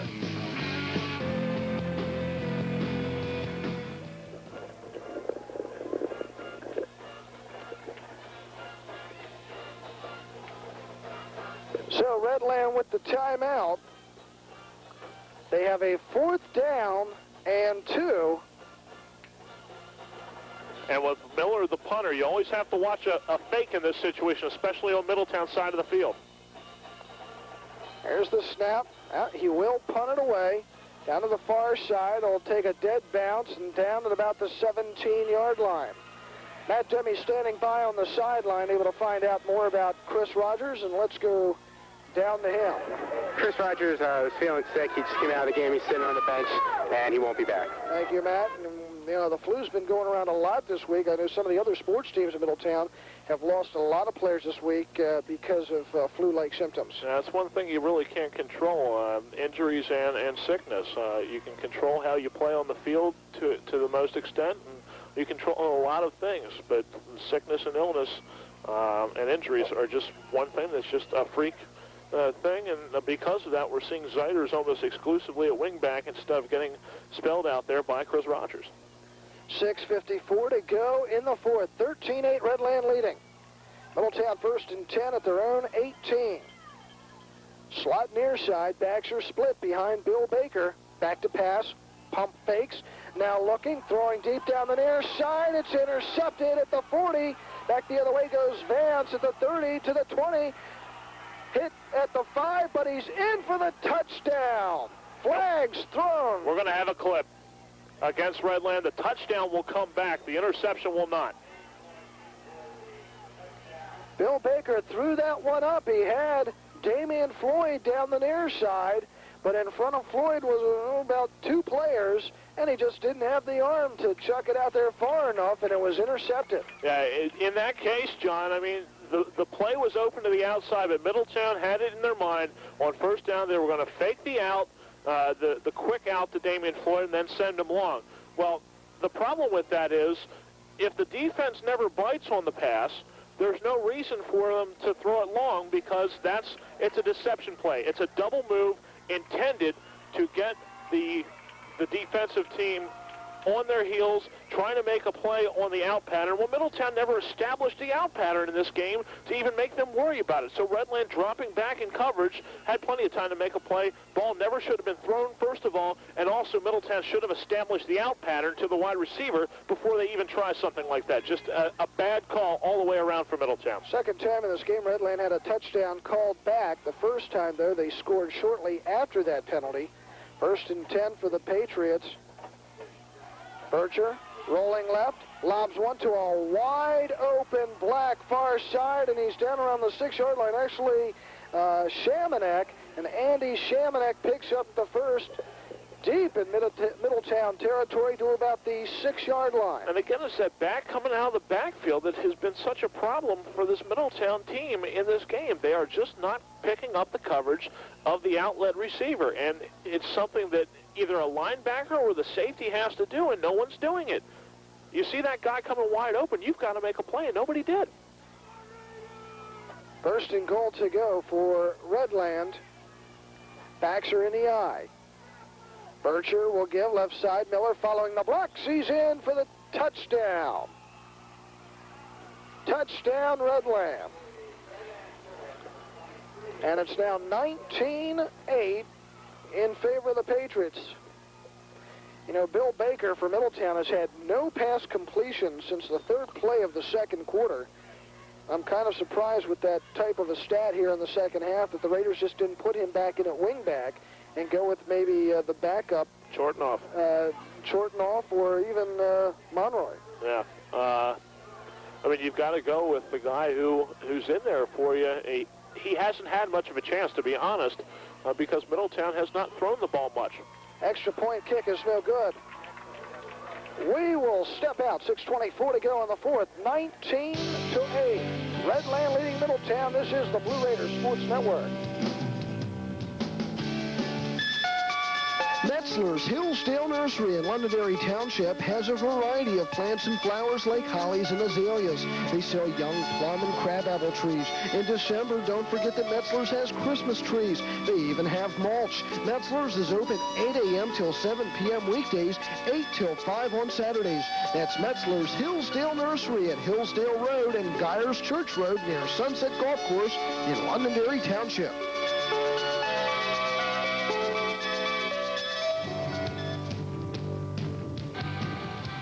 Homecoming festivities continue tonight with the dinner and the play at Middletown High School. It's a great time for a lot of alumni, again, to get together and enjoy each other's company.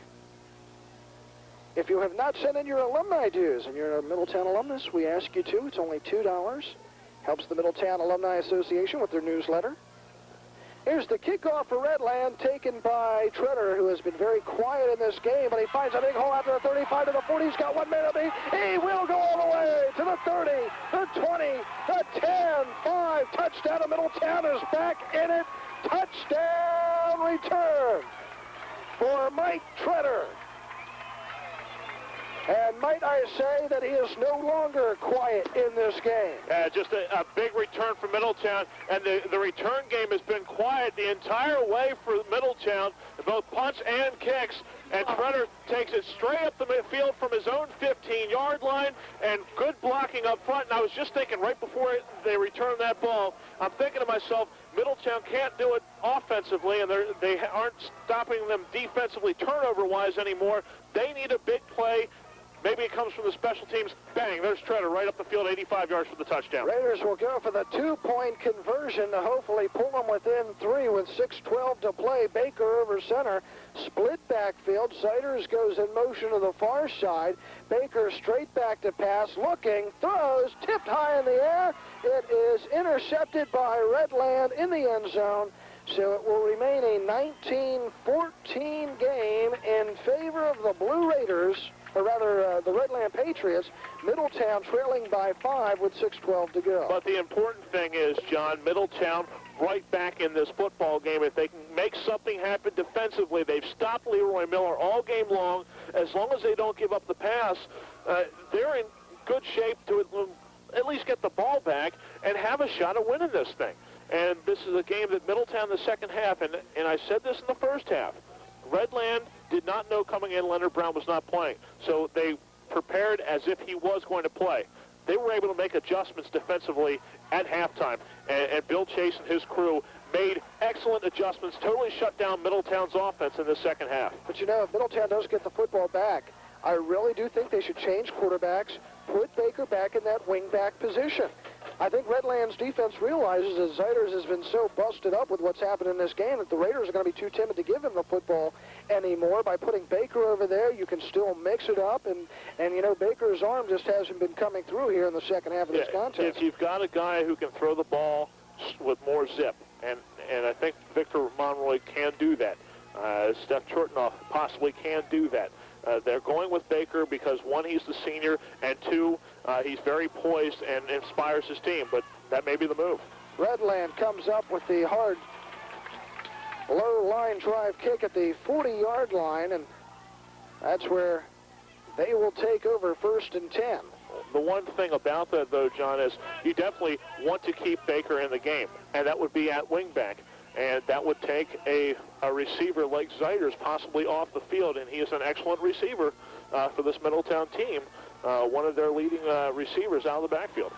Plenty of time in this game, 6:08 remaining, 19-14 Redland. 1st and 10 for the Patriots at their own 41. Bircher, the quarterback, backs in the eye, slot near side. Bircher pitching, Miller scrambling to the far side of the field. He will go to the outside, and he will be tripped up by Bill Baker after gaining a few yards. Had Baker not stopped him briefly there, he still had some room on the outside. Raiders having a hard time containing Miller right now. Well, yeah, on the outside. They've had problems from time to time in this game containing him on the outside, but that's when they commit to the inside run, which they did that time. And basically still, Miller only picked up 4 yards in that case. He's got 23 carries for 88 yards. Middletown still doing an extremely good job against Leroy Miller in this game.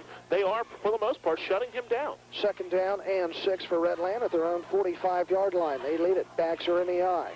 Bircher will give again. Miller off left tackle, grinding forward, gets out near midfield. It will bring up a 3rd down and 1 for the Patriots. Clock counting at 5:10 here in the 4th. 19-14 Redland. They are the leaders atop Mid-Penn Division II, and the Raiders are trying to log jam the division up. Yeah, it's a huge game. Gettysburg plays Redland next week. If Middletown loses this game to Redland, that game is for the Mid-Penn 2 championship next week. If Middletown wins, that game will knock somebody else out of first place next week. Backs are in the eye. Slot near side. 3rd and 1. The quarterback keeper will pick the first down. That'll be Bircher. He'll get it as he moves to the 48. So 1st and 10 for Redland. And the clock continues to move, and we're not seeing anyone warm up on the sideline. So it will be Bill Baker when they come back trying to lead this team back to victory. Redland going to be content, I'm sure, to run the ball on the ground. 1st and 10 for the Patriots. At the 47 of Middletown. Backs are in the eye. Bircher pitches high to Miller. He fumbled the football. It's loose. And he will get it back. High pitch from Bircher. Miller had to pull it down, and as he did, the ball went right down to the ground. And the Raiders almost got it back. And this is a big opportunity for Middletown. This would be a great spot to call a timeout if you're Middletown. Yeah. Not to waste any more time, because now you've got a 2nd down and long. And heck, your pass coverage has been bad all game. Get them set up out there, ready for a pass if it comes, or the draw play, whatever happens. But on that play, Bircher had problems with the exchange from center, and then the bad pitch, and Miller did a great job just getting it back. 2nd down and 16 for Redland at their own 47-yard line. Backs in the eye, slot far side. Bircher, play action, man wide open, but he throws to the short man, complete, and it will be another 1st down as it's caught by Shamanek. My goodness, he also had downfield wide open Mark McDermott, who would have easily scored a touchdown, but he went to the short pass and still gets the 1st down. Just woeful coverage again from Middletown. We can't belabor that point enough. The pass coverage in this game has been absolutely awful, and, hey, Middletown calls timeout now. I'd say it was at the wrong time. We'll step out, 3:17 to go, 4th quarter. Redland 19, Middletown 14. This is the Blue Raiders Sports Network. Experience colonial dining in one of Middletown's oldest buildings at the Colonial Inn. They've got home-style cooking with steaks, pasta, seafood, and their famous hot wings. The Colonial Inn features a large sandwich menu with daily lunch and specials. The Colonial Inn is cooking for you Monday through Saturday from 11 a.m. till 11 p.m. Stop by after the game with the score and you'll get a special 10% discount on any food purchase. That's the Colonial Inn, Main and Union Streets in Middletown.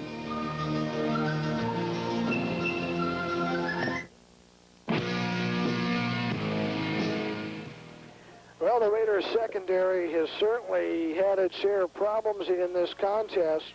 And this doesn't bode well for next week, because I don't think there's anyone in Mid-Penn 2 who throws the football with as many different sets and as effectively as Lower Dauphin. And if Middletown covers as poorly as they have in this game, they are going to get thrashed next week by Lower Dauphin. There is no question in my mind that if Middletown doesn't do something in the defensive secondary before this coming week's game, they are going to be annihilated, because Lower Dauphin has no qualms about throwing the ball on every down if they have to. Redland has it 1st and 10 at the Middletown 28 with 3:17 to play, and the Patriots lead 19-14 over Middletown. Backs are in the eye. Split far side. Bircher will give again. Miller, big hole off left tackle, but he's only able to get to the 25 for a gain of a few. And the clock will keep counting. A strange use of timeouts for Middletown so far. I don't understand it. You had a chance on a second down and very long to set your defense. Instead, they choose to let the clock run. Big pass completion happens. Then they call timeout as they move the chains. It doesn't make any sense. Slot far side, backs are in the eye.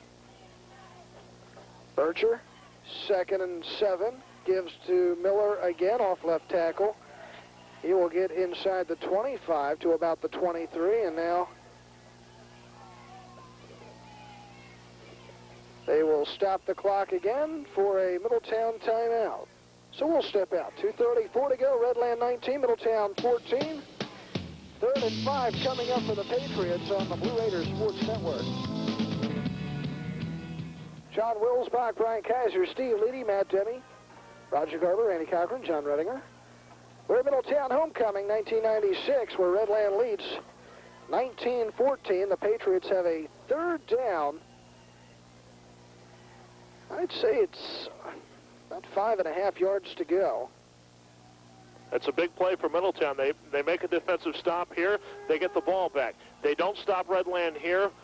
Redland could probably just about run the clock out. Backs are in the eye. Slot far side. Back to pass. Bircher now steps up. He will be sacked. Flags are thrown as well. That should be a hold against Redland, although as often as we've seen the yellow flags in key situations this year, you have to wonder. But it was definitely a hold against Redland. That is the call. Well, what do you do here? You've got to decline it because time is your enemy right now. It brings up a 4th down. The clock is stopped anyways because of the penalty. It brings up a 4th down. You've got to stop Redland anyways on 4th down. You don't, and especially how your pass defense has been. You move them back 10 yards. Hey, they have 2 cracks at a 1st down. That's something you don't want. Well, it will bring up a 4th down and 8 at the 26 of Middletown. Redland will go for it on 4th down. Single setback, wide right and left. Bircher over center. Straight back to pass. He will be sacked in the backfield, and flags are thrown again. Should be another hold against Redland. Yeah, definitely. Middletown basically just sold out there. They brought everybody who wasn't in man-to-man coverage that time, and the Blue Raiders with a big sack, holding Redland. Middletown gets the ball back with 2:03 left, and with the sack, now the field position isn't near as bad as it could have been. They're at the 30-yard line. They've got 70 yards to go for a touchdown. And Bircher is limping off the field. Redland Patriot quarterback got taken down pretty hard that time by a swarm of Middletown players. So here we go with the excitement. A little over 2 minutes remaining. 2:03 to be exact. 19-14 Redland. Middletown trailing, but they have the football. 1st and 10 at their own 31. Bill Baker still in at quarterback. Trenner goes in motion to the near side. It'll be a give up the middle to Corey Pristello, and he will pick up 5 on the carry. Raiders will line up quickly at the 36-yard line. Clock counting at 1:53 here in the 4th quarter. In the shotgun is Baker. Ball snapped on the ground. He'll pick it up. He'll throw near side. Chortnoff will catch it and will get out of bounds at a 1st down at the 43. And Nick Chortnoff in the drive last week against Mechanicsburg, the drive that ended not scoring any points, but Chortnoff was the big guy in that drive. He was quiet the entire game. They went to him 3 times in the clutch, and he came up with 3 big receptions. So, again, we're seeing Chortnoff in a big situation come up with a big catch. Shotgun again for Baker on 1st and 10. Low snap. He's got it, though. Throws again for Chortnoff, who had slipped down. You can tell they're going to him because he was lying down the ground, and Baker was still looking to throw to him. Well, that's a timing pattern again from Middletown. And Baker, as soon as Chortnoff makes his cut, he's throwing the football, and Chortnoff slipped just as he made his cut, and Baker didn't have a chance to get that one back before he threw it. Well, the question I pose is, where's George Perry out there? And he wasn't there last week in this situation. Tyrone Noon also on the bench. Slot both sides, back to pass. Baker stepping up now, throws. He's got Treader near side. He'll move it up the middle at the 45 to about the 48. Not a big pickup. He really didn't have blocking in front of him. They were all to his side. Clock still counts. It's a 3rd and 5 for the Raiders. A mistake for Treader not getting out of bounds when he had a chance. Shotgun again for Baker. Back to pass. looking, throws incomplete. He looked for Chortenoff, who again slipped down, got up, and was turning, and the ball was coming towards him. Baker pre-picking the receiver. Now a 4th down and 5 for Middletown, and the Raiders, not utilizing the services of a George Perry or a Tyrone Noon out there, while you also have Chortenoff and Damian Floyd. Yeah, even Damian Floyd in this case, they're going exclusively to Chortenoff, and the receivers, the defense is there. We'll see what they come up with on 4th down. I think you throw it all out there. Raiders are going to call a timeout on 4th down and 5. We'll keep it right here, but, in that situation, you're trying to get down the field and win a football game. Get Perry and Noon out there as well with Chortenoff and Damian Floyd. I don't like the fact that they didn't have any tight ends out there. The tight ends can be such a dangerous part of a pass game, just because, especially with Middletown's tight ends, both Noon and especially Perry, with good hands out there, you throw the ball to them, they're going to catch the ball. And these are big targets out there instead of your smaller wideouts. Not to say that Chortenoff and Floyd aren't good choices. They are. But if you've got another guy, another weapon out there, and a big target, hey, he gives you an opportunity that if Baker gets in trouble, throw it up in the air. Maybe he comes down with the catch. You just can't tell. Give yourself another option. 4th down, a little over 5 to go here. Middletown basically could go with just about anything. To be honest, John, I look for them to go with that curl pattern again to either Floyd or actually Chortenoff not in the game, but George Perry is in the game. I'd love to see him go across the middle of the field right now. I think it would be open. Baker lines up behind the center. Tretter goes in motion far side, giving him a trip. Bristeller the lone setback. Baker back to pass. Throws far side. He's got Tretter. He can't hold on. Thrown right around his head, and he reached up and could not hold, and Redland can sit on the football to end this contest. But he was open. He was open. The ball was delivered just a little bit high, but it's a ball that I'm sure Mike Tretter is going to think about for the rest of this week. Now the Raiders not able to capitalize on this contest. Certain situations. They were missing Leonard Brown for this one. And it's a tough loss for the Middletown Blue Raiders, and drops them to 2 losses in Mid-Penn 2 now. 2 losses in Mid-Penn 2, and Redland and Gettysburg next week for the division title for all intent and purposes.